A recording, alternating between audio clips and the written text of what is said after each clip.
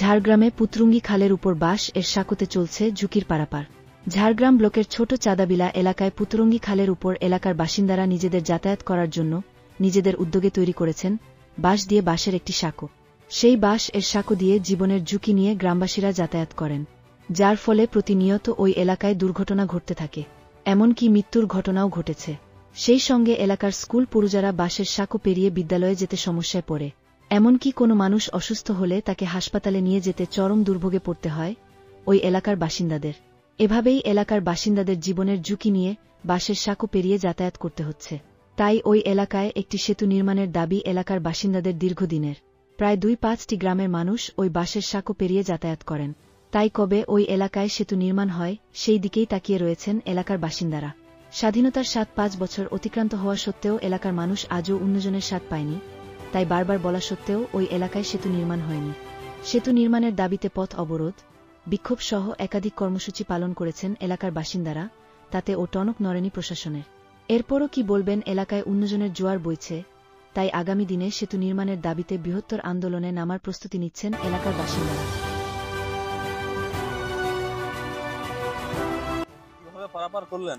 কিভাবে পারাপার মানে আমরা যে অসুবিধায় আছি 10 বছর ধরে, আর এই বাঁশের ব্রিজ দিয়ে যাতায়াত করছে, আবার বন্যা হলে এক্ষুনি ভেঙে যাবে। এইভাবে জিসে ব্রিজটা কমপ্লিট হয় সেইভাবে ব্যবস্থা করুন। কিভাবে পারাপার করলেন? পারাপার বলতে ওই যে খুব সাবধানে, একটু ইয়ে হলে তো আমাদের জীবন চলে যায়। আবার কয়েকজনের জীবন গেছে এখানে, দুর্ঘটনাও ঘটেছে। হ্যাঁ, দুর্ঘটনা তো হয়েইছে, ওটা তো বলার কথা নেই। 10-20 জন, আবার 4-5 জন মারাও গেছে।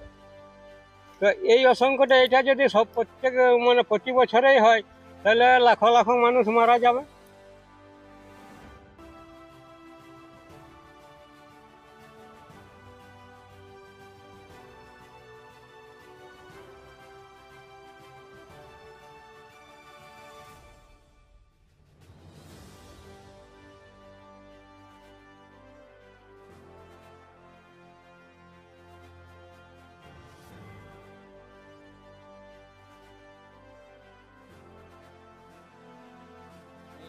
চাঁদাবিলা প্রাইমারি প্রাথমিক স্কুলে চাকরি করছি আজকে প্রায় 14 বছর।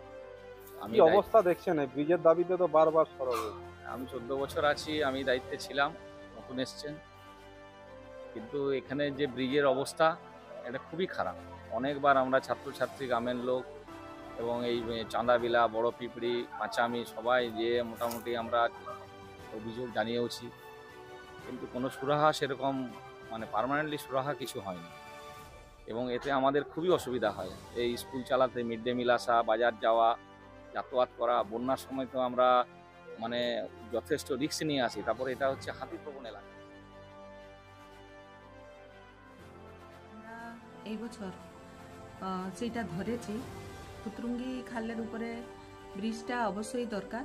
আর আমরা যে অ্যামাউন্টটা ধরেছি 1,24,00,000, যাতে মানুষ সুস্থভাবে যাতায়াত করতে পারে। সেখানে অনেকগুলো গ্রাম আছে আমরা জানি, আর আগের বছরও এই দাবিটা ছিল।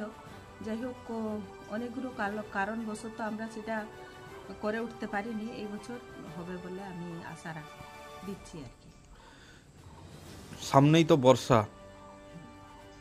অনেকটাই সমস্যা বাড়বে যদি সেতু নির্মাণ না হয়, বিচ্ছিন্ন হয়ে যাবে গ্রাম।